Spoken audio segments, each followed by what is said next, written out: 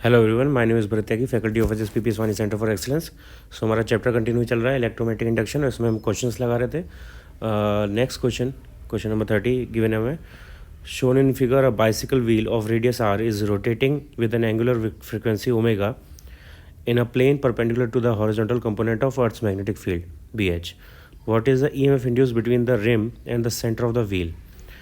Okay तो एक wheel के लिए यानी एक रिंग के लिए जो ईएमएफ प्रोड्यूस होता है रिंग के अंदर, उसका फॉर्मूला हम ऑलरेडी पढ़ चुके हैं पिछले डेरिवेशंस में। उसका फॉर्मूला होता है half B omega R square, where R is the radius of the disc. तो यहाँ पर भी सेम केस है, डिस्क है हमारे पास, परपेंडिकुलर मैग्नेटिक फील्ड है, तो वही सेम टाइप का ईएमएफ प्रोड्यूस होगा। लेकिन यहाँ पे ये हमारे पास पर्टिकुलर सेक्शंस दिए हुए हैं, जितने वहाँ पे रिम्स होते हैं सबके लिए इतना ईएमएफ प्रोड्यूस होता है, सबके लिए इतना ईएमएफ प्रोड्यूस होगा। तो यहाँ पे 1 2 3 4 5 6 7 8 ये 8 रिम्स दिए हुए हैं। व्हील रेडियस रोटेटिंग, ठीक है, ये 8 रिम्स दिए हुए हैं। तो 8 रिम्स के लिए इंडिविजुअली ये सेम अमाउंट का ईएमएफ प्रोड्यूस होगा। तो इसका जो डायग्राम है वो बैटरी के कंपैरिजन में एक सेल के कंपैरिजन के लिए की तरह बनाएंगे। तो वो कुछ इस टाइप का बनेगा। हर ब्रांच में एक सेल प्रोड्यूस होगी, ये इसकी डायरेक्शन होगी। यहाँ पे इस डायरेक्शन में अगर ये रोटेट कर रहा है तो ये पॉजिटिव पोटेंशियल होगा, ये नेगेटिव पोटेंशियल होगा, और अपोजिट डायरेक्शन में ये फिर से पॉजिटिव पोटेंशियल होगा। तो ऐसे मूव करता रहेगा। सो ये सारे जो बैटरीज़ हैं वो इस टाइप में अरेंज होंगी।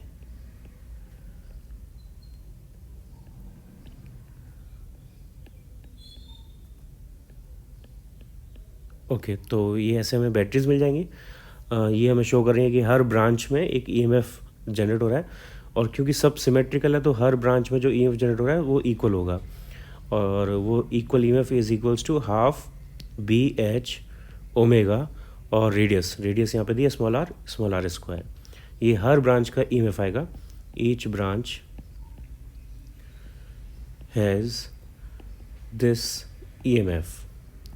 और अब हमें टोटल अगर इसका ईएमएफ निकालना है तो ये सारी ब्रांचेस का अरेंजमेंट कैसा है वो हमें चेक करना पड़ेगा। तो इन सारी ब्रांचेस के लिए नेगेटिव पॉइंट सारे एक पॉइंट पर कनेक्टेड है, और सारे पॉजिटिव एक साइड में कनेक्टेड है। जैसे कोई भी आप दो सेल ले लो यहाँ पे, तो इस सेल के लिए ये नेगेटिव एक साइड में यहाँ पर हो गए, और ये पॉजिटिव एक साइड में यहाँ पर हो गए। तो नेगेटिव और पॉजिटिव जब एक कॉमन पॉइंट पर कनेक्टेड होते हैं तो वो पैरेलल कॉम्बिनेशन होता है। इसका मतलब यहाँ पे ये 8 सेल जो है पैरेलल कॉम्बिनेशन में अटैच्ड है। So all the cells are connected in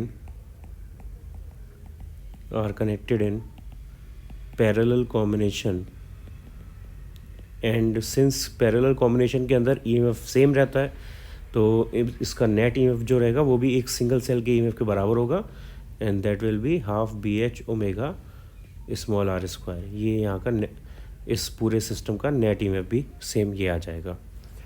Okay, next question. The sides AB has a resistance small r and the resistance of rails is negligible.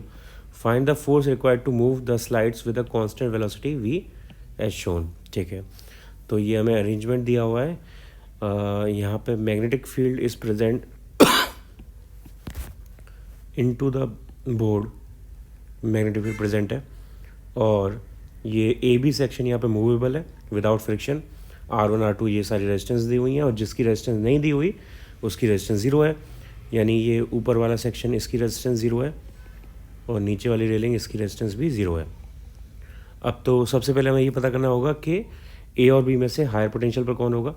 तो लेफ्ट हैंड रूल लगाओ, जैसे मैंने बताया था Fleming left hand rule, उससे A section हमारा higher potential पर आएगा। तो इसको हम एक नॉर्मल इलेक्ट्रिकल सर्किट के फॉर्म में कन्वर्ट कर सकते हैं, and it will turn out to be like this. ये R1 रेजिस्टेंस तरफ, और ए बी में ये ए और बी पोर्शन है। तो ए में upper potential positive, lower potential negative, और इसकी खुद की रेजिस्टेंस स्मॉल आर क्वेश्चन में दी हुई है, और इसके साथ आगे कनेक्टेड है R2। ये R2 हो गया, ये R1 है, और ये जो सेल यहाँ पे बना है ए और बी पॉइंट के बीच में, इसके बीच में जो EMF प्रोड्यूस हुआ होगा वो V स्पीड है, B मैग्नेटिक फील्ड है, और L इसकी लेंथ है सपोज। तो उसकी वैल्यू हो जाएगी E = VBL। तो हमारे पास EMF भी आ गया। अब इसको सॉल्व कर लेते हैं। यहाँ से हमें फोर्स निकालना है तो फोर्स निकालने के लिए करंट निकालनी पड़ेगी हमें। ये करंट आई फाइंड आउट करनी है। तो यहाँ पे कॉम्बिनेशन को सॉल्व करते हैं। ये R1 और R2 जो है वो पैरेलल कॉम्बिनेशन लगे हुए हैं क्लियरली। सो ये पैरेलल में ऐड होके सिंगल रेजिस्टेंस बन जाएगी with resistance R1 R2 upon R1 plus R2, और इसके साथ में ये cell and other resistance small r, ये EMF E VBL। तो यहाँ से करंट का फॉर्मूला आएगा I equals to E upon net resistance. Net resistance will be small r plus R1 R2 upon R1 plus R2। और ठीक है, हाँ ये नेट करंट आ गई। और EMF का formula VBL small r plus R1 R2 divide by R1 plus R2। ये हमारे पास नेट करंट आ गई। Now we have to calculate force. तो फोर्स का फॉर्मूला करंट को यूज़ करने के बाद होता है F equals to IBL। So यहाँ से ये हो जाएगा VB square L square divided by small r plus R1 R2 divided by R1 plus R2। तो बस ये हमारे पास फोर्स आ जाएगा, जिस फोर्स से हमें इस सेक्शन को मूव कराना पड़ेगा। ये हमारा आंसर है इस केस का। Okay, next question. The figure shows a conducting wire ring. A conducting rod of length L is hinged at the center of the ring, and its other end touches the ring such that the rod can rotate in the plane of the ring. Okay, तो पहले इसका diagram बना लेते हैं, फिर question आगे पढ़ेंगे। तो इस क्वेश्चन के डायग्राम में हमें एक रिंग दी हुई है।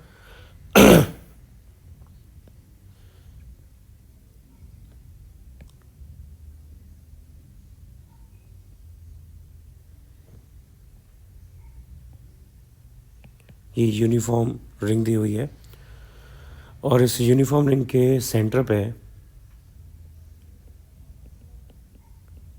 ये एक्स एक्सिस है, ये वाई एक्सिस, और यहाँ पे 90 डिग्री के एंगल को लेके ये दो एक रेजिस्टेंस यहाँ पे कनेक्टेड है। ऐसा क्वेश्चन में दिया हुआ है already.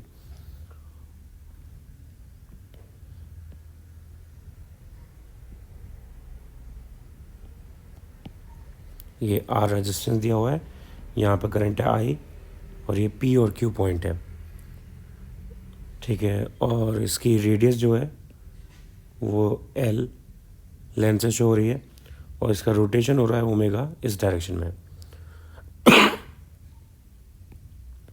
And the magnetic field is given B0 K cap. Okay, ये डायग्राम दिया हुआ है। मैं अब आगे क्वेश्चन पढ़ते हैं। Figure shows a conducting wire ring, a conducting rod of length L is hinged. Okay, ये हमें ये एक रॉड L लेंथ की दी हुई है। ये रॉड है, रेडियस नहीं, ये एक रॉड है L लेंथ की जो यहाँ से हिंज्ड है। And its other end touches the ring such that the rod can rotate in the plane of the ring. Okay, rod ये रोटेट कर सकती है प्लेन ऑफ द रिंग में। The hinge and the ring are connected by resistance capital R। ये capital R resistance से connected है। There exist uniform magnetic field B0 K cap in the region x greater than 0 and B0 minus B0 K cap if x is less than 0. Okay, ठीक। The rod rotates with constant angular velocity omega anti-clockwise, and the direction of current in the resistance R is shown in the figure. Taking the direction as positive and the instant shown in figure at t equals to 0, draw graph showing variation of current with time. Magnetic field is outward at for x greater than 0 and inward for x less than 0. Okay, ठीक है। तो basically ये rod rotate कर रही है इस magnetic field के अंदर, और magnetic field out of the plane है। यहाँ पे जैसे दिख रहा है हमें B0 K cap out of the plane magnetic field है x, और हाँ ये ऑरिजिन पॉइंट हो गया हमारा, ये ऑरिजिन पॉइंट है O। तो इससे आगे होगा x ग्रेटर देन 0, उससे पीछे होगा x लेस देन 0। तो x ग्रेटर देन 0 के लिए तो मैग्नेटिक फील्ड ये है, जैसे क्वेश्चन में बताया हुआ है x ग्रेटर देन 0 के लिए ये है। लेकिन x लेस देन 0 के लिए, ये x ग्रेटर देन 0 के लिए है, लेकिन x लेस देन 0 के लिए नेगेटिव में है। B0 K कैप ये लेस देन ज़ीरो के लिए नेगेटिव में यानी इनटू द पेपर है। तो मैग्नेटिक फील्ड की दो वेरिएशन है, राइट साइड में ये आउट ऑफ द प्लेन है, लेफ्ट साइड में ये इनटू द प्लेन है। ओके ठीक है, तो चलो इस रॉड के डायग्राम को थोड़ा दोबारा बना लेते हैं इसको। तो ये रॉड का प्लेन ऑफ रोटेशन है, एक्सिस ऑफ रोटेशन सॉरी, और ये रॉड, ये ऑरिजिन पॉइंट है ओ, और रॉड रोटेट कर रही है एंटी क्लॉकवाइज डायरेक्शन में with constant angular velocity omega. ठीक है, ये पॉइंट है सपोज ए, और यहाँ पे इस सेक्शन में, राइट वाले सेक्शन में, the magnetic field is out of the plane, magnetic field out of the plane है, और लेफ्ट वाले सेक्शन में magnetic field is into the plane पूरे रीजन में। तो ये डॉटेड लाइन के राइट में और लेफ्ट में मैग्नेटिक फील्ड यूनिफॉर्म है, लेकिन राइट में आउट ऑफ द प्लेन है और लेफ्ट में इनटू द प्लेन है। ओके ठीक है, सो अब हमें यहाँ पे करंट निकालनी है, तो उसके लिए ईएमएफ निकालना होगा।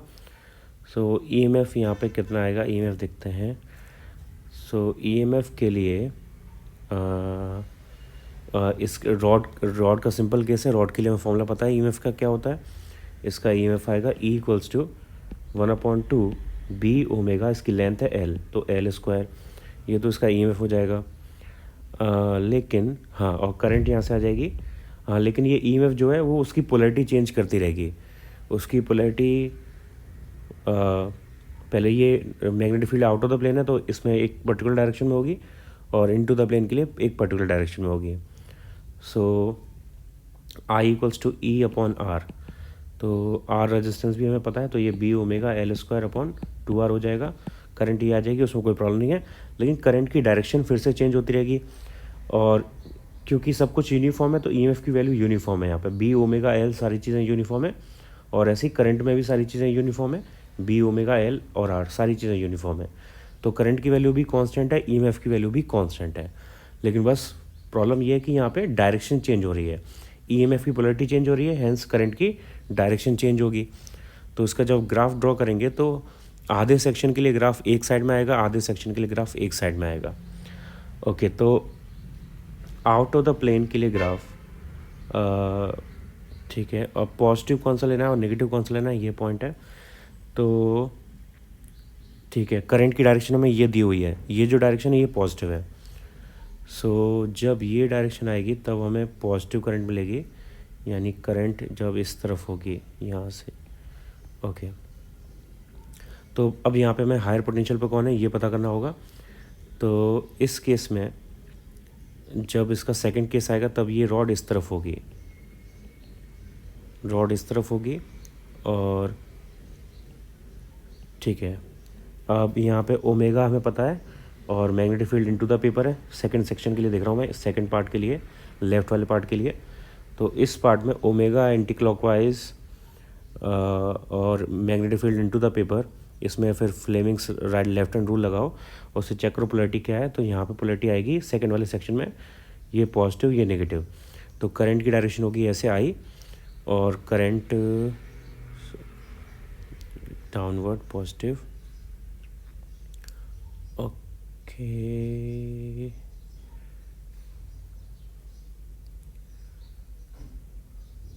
ठीक है, हाँ ओके, तो करंट यहाँ पे पॉजिटिव।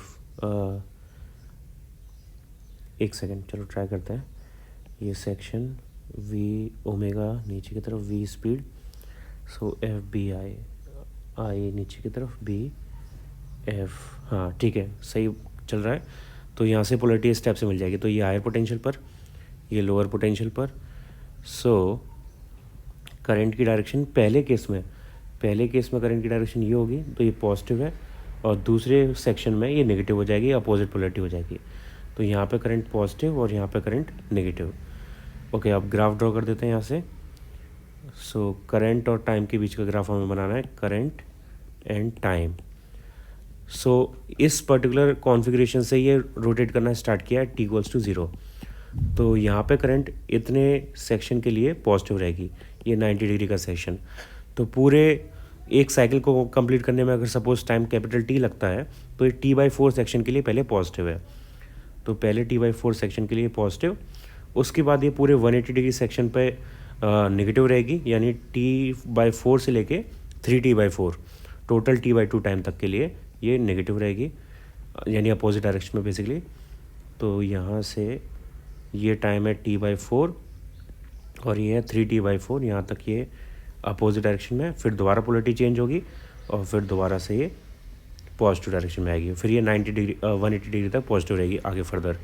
यहाँ पे टाइम T आ जाएगा और आगे इसके बाद भी ये +T/4 टाइम तक और पॉजिटिव रहेगी आगे की तरफ। अब इसकी वैल्यू क्या है? वैल्यू जो हमने निकाली है वही है B⍵L²/2R, और ये अपोजिट डायरेक्शन में B⍵L²/2R। बस डायरेक्शन चेंज यहाँ पे शो हो रहा है। ओके, तो ये इस क्वेश्चन का ग्राफ, ये आंसर है इसका। Next question, on a fixed incline plane 2 conducting rails are fixed along the line of greatest slope. Diagram के साथ देखते हैं।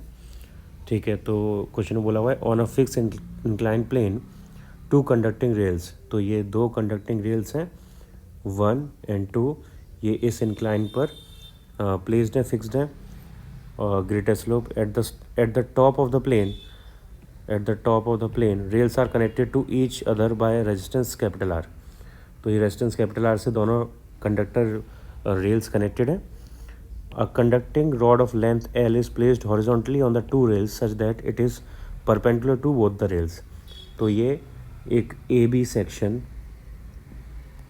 का कंडक्टर यहाँ पे इसके ऊपर प्लेस कर दिया है, which can move without friction such that it is perpendicular to both the rails। Okay, the conducting rod has mass m and can slide without friction on the rails. The inclination of plane is theta. There exists a uniform magnetic field vertically upward in the region. At an instant, the conducting rod is released from the rest. Find the velocity of rod as function of time. Okay, तो इस rod को हमने यहाँ से release किया। Initial velocity 0 होगी, ये नीचे की तरफ आएगी। नेट फोर्स यहाँ पे नीचे की तरफ होगा, वो उसको नीचे लेके आएगा।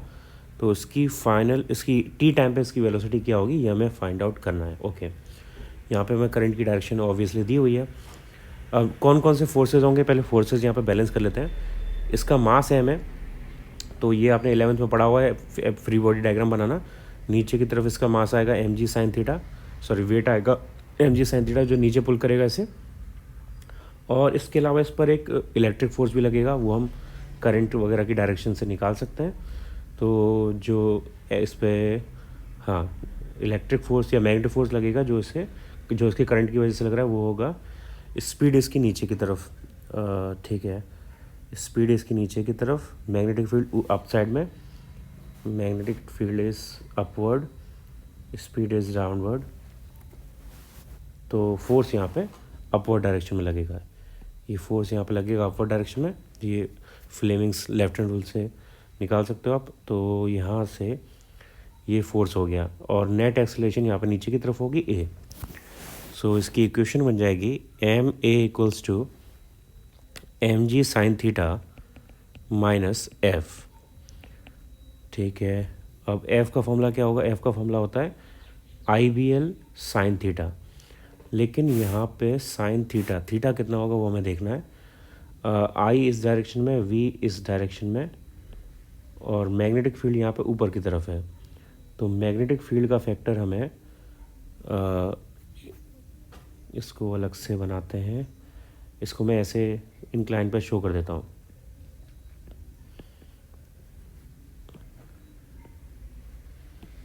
ठीक है, ये v इस तरफ है, ठीक है, और मैग्नेटिक फील्ड है डायरेक्टली अपवर्ड भी इस तरफ।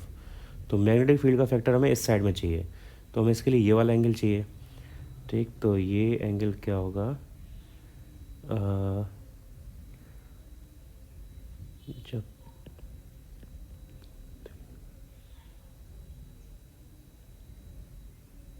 ओके, ये एंगल होगा हमें चाहिए एंगल, ओके, हाँ, 90 माइनस थीटा, 90 माइनस थीटा, नहीं थीटा, ये एंगल होगा थीटा। ओके, करेक्ट, ये एंगल होगा थीटा। तो यानी b का इधर जो फैक्टर आएगा वो b cos थीटा होगा।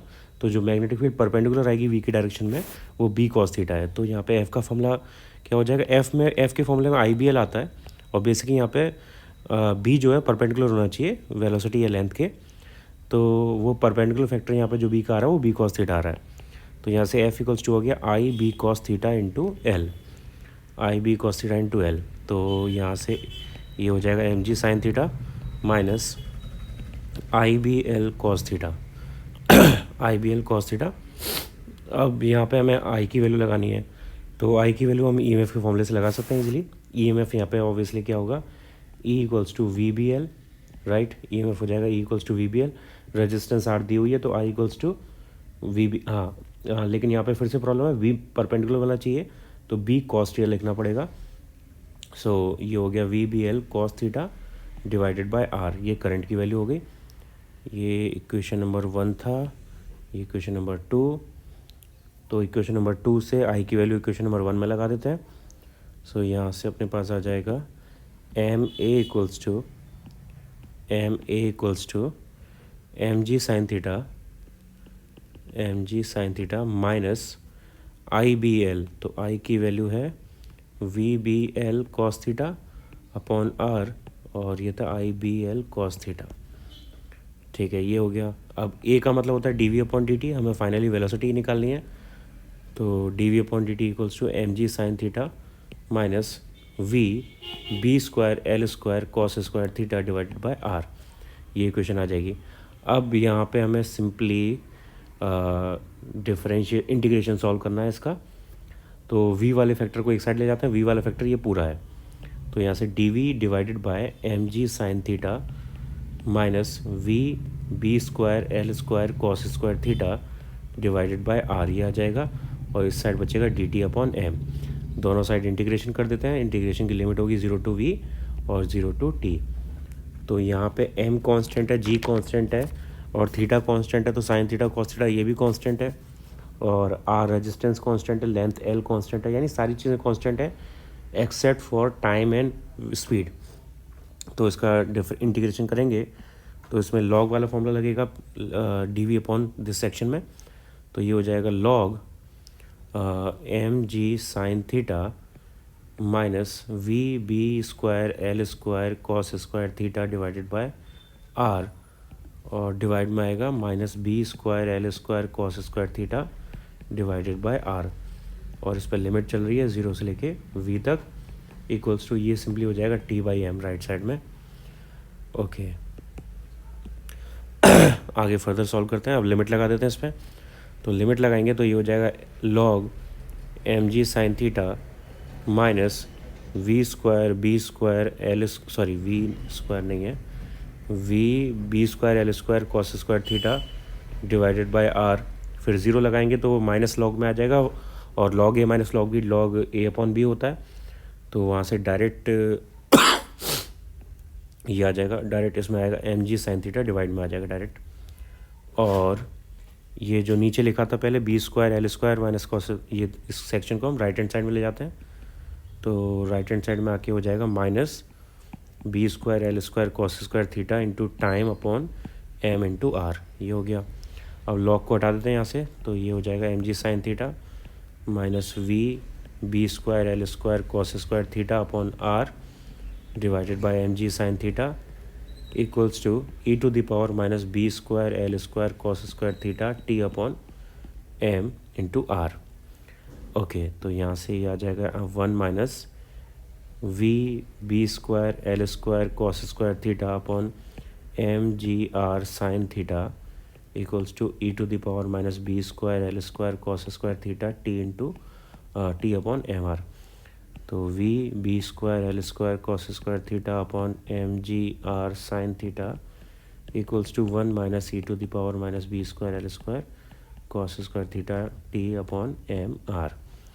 यहाँ से तो फाइनली वी आ गया, V equals to M G are sine theta divided by B square L square cos square theta bracket 1 minus E to the power minus B square L square cos square theta T upon m into r. ये v का final formula आ गया। तो ये exponential function आ रहा है, इसका graph बनाएंगे, ये टर्मिनल वेलोसिटी आ रही है यहाँ पे बेसिकली, इसका ग्राफ बनाएंगे, सॉरी हाँ, यहाँ टर्मिनल वेलोसिटी का मतलब ये होगा कि जो इसका मैग्नीट्यूड है, ये इसकी मैक्सिमम वेलोसिटी होगी जो कि टर्मिनल वेलोसिटी होगी, मैक्सिमम वेलोसिटी टर्मिनल वेलोसिटी बोल सकते हैं, जहाँ पे वेलोसिटी मैक्सिमम रीच करेगी, तो इसका ग्राफ एक्सपोनेंशियल बनेगा v और t, एक्सपोनेंशियल ग्राफ इस टाइप का। यहाँ पे इसकी स्पीड मैक्सिमम रीच करेगी जो कि टर्मिनल वेलोसिटी के बराबर है, और ये इक्वल है M ji are sine theta upon B square L square cos square theta के, M ji are sine theta upon B square L square cos square theta. यहाँ से ये वेलोसिटी आ जाएगी यहाँ पे। ओके, ये इस क्वेश्चन का आंसर है। ना और नेक्स्ट टॉपिक पे चलते हैं। Next topic is AD currents. AD currents, तो बेसिकली एडी करेंट्स क्या होती हैं?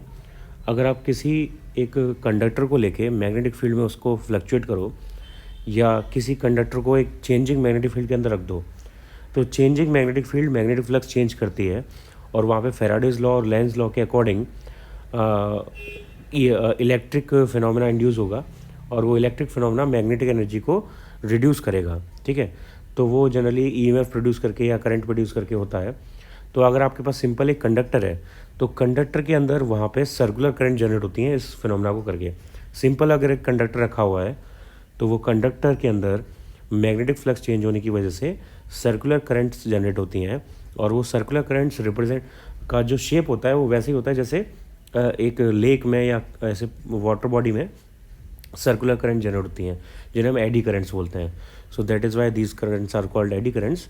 तो बेसिकली कंसेप्ट ये है कि अगर आप किसी भी कंडक्टर को मेटेलिक बॉडी को एक चेंजिंग मैग्नेटिक फील्ड में रख देंगे या चेंजिंग मैग्नेटिक फ्लक्स में रख देंगे, तो उसके अंदर कुछ करंट जनरेट होंगी जो कि हीट की फॉर्म में डिसिपेट करेंगी मैग्नेटिक एनर्जी को।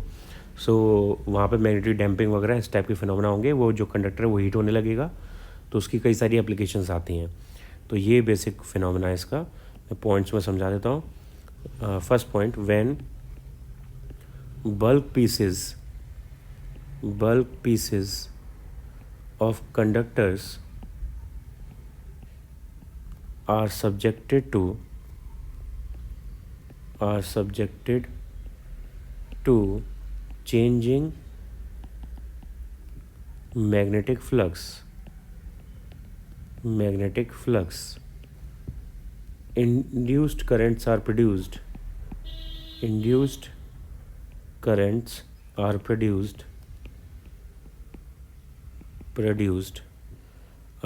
in them. Induced currents are produced in the conductors. These currents resemble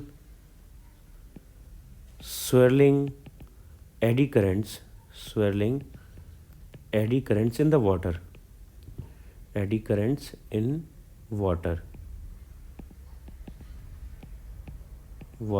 Hence the name. Okay, तो ये बेसिक कंसेप्ट है इस फिनोमेना का। सेकंड, एक मैं इसका एग्जांपल बताता हूँ। First of all, it was discovered by physicist name Foucault in 19th century. So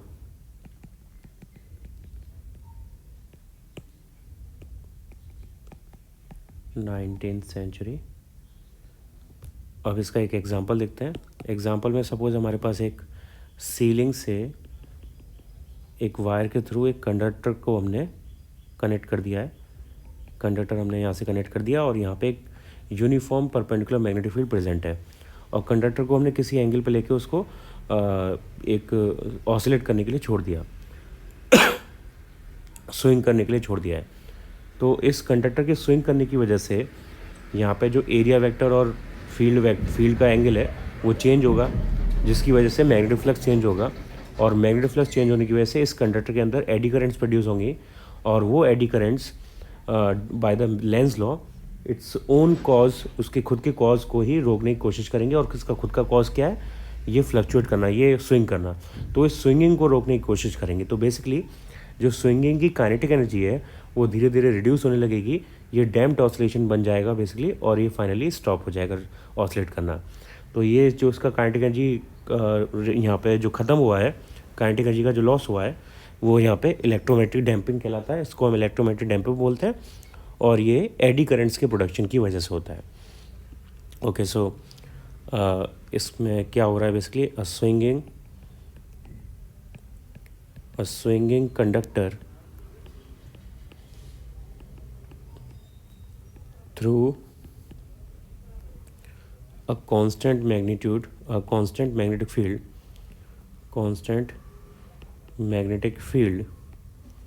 suffers flux change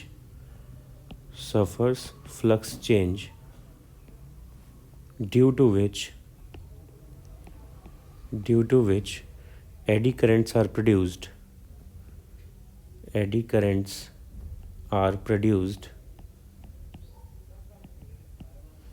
in it, and hence kinetic energy is lost,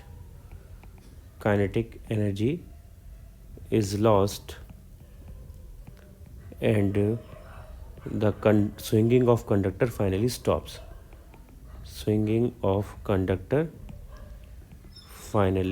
stops. Okay, ये इसका एडी करंट्स का एक example है, and this phenomena is also known as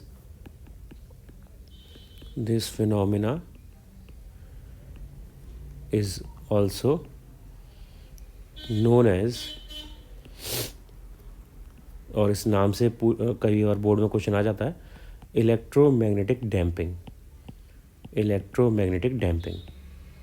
तो ये basically damped oscillations हो रहे हैं। तो ये डैम्प्ड ऑसिलेशन में डैम्पिंग कहाँ से आई है, ये एडी करंट्स के प्रोडक्शन की वजह से आई है। और वो एडी करंट्स क्यों आ रही हैं, इलेक्ट्रोमैग्नेटिक इंडक्शन की वजह से आ रही हैं। That is why it is known as electromagnetic damping.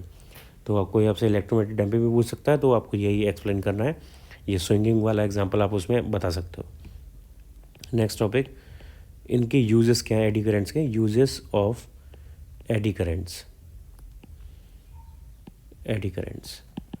तो कई सारे यूजेस हैं, मैं कुछ फेमस एग्जांपल्स बताता हूँ। First, magnetic braking in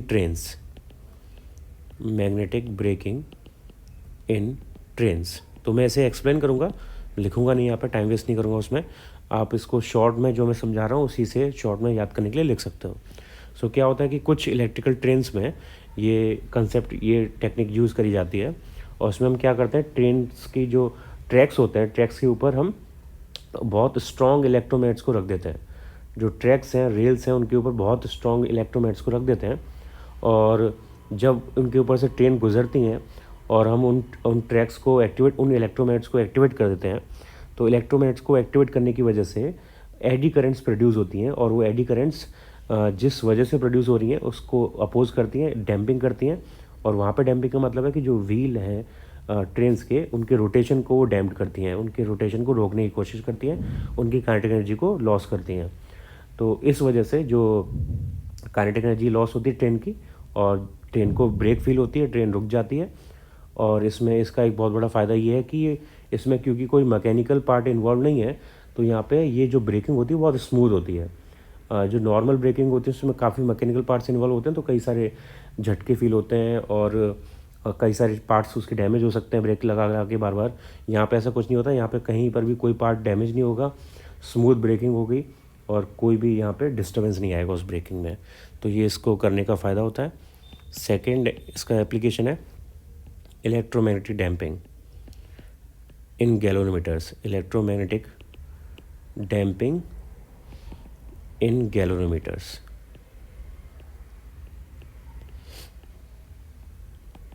okay, तो गैल्वेनोमीटर्स का बेसिक कंसेप्ट क्या है कि वहाँ पर एक नीडल होती है, वो आपको करंट बताएगी।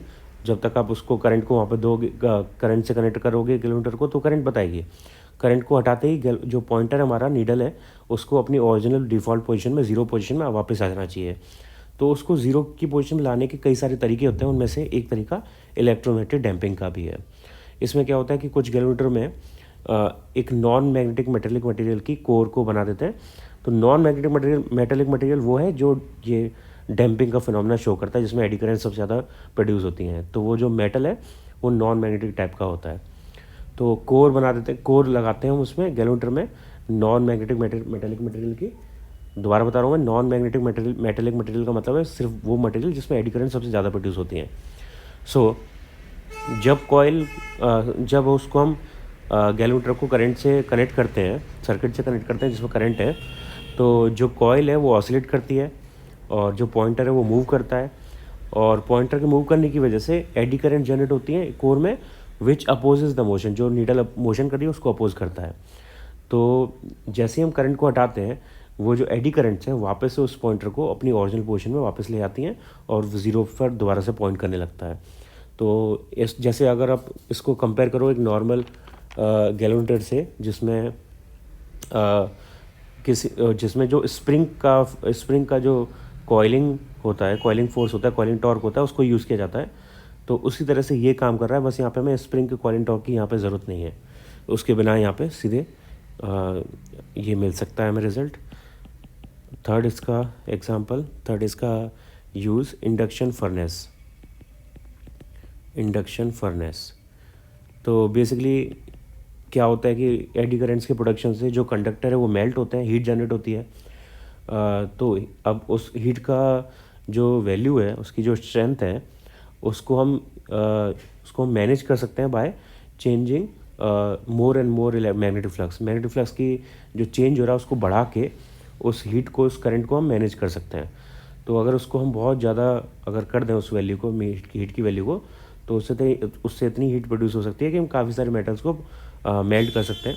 तो एलॉयज़ को मेल्ट करने के लिए इंडस्ट्रीज़ में इंडक्शन फर्नेस का यूज़ किया जाता है। ये काफ़ी हाई टेम्परेचर तक रीच कर सकती हैं और उससे आसानी से हम काफ़ी एलॉयज़ को और मेटल्स को मेल्ट कर सकते हैं। तो एज इंडक्शन फर्नेस भी ये काफ़ी यूज़ होती हैं। ऐसा ही एक और एग्जांपल है इसका electric power meters. Similar concept है, इलेक्ट्रिक पावर मीटर जो ट्रेडिशनल एनालॉग वाले आते थे उसमें ये यूज़ होता था। तो वहाँ पे भी सेम प्रिंसिपल इसका लगता है।